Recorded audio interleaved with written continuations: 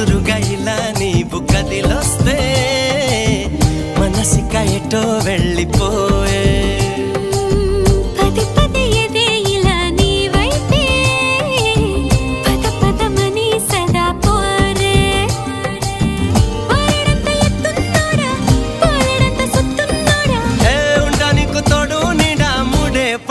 ఎడా పెడా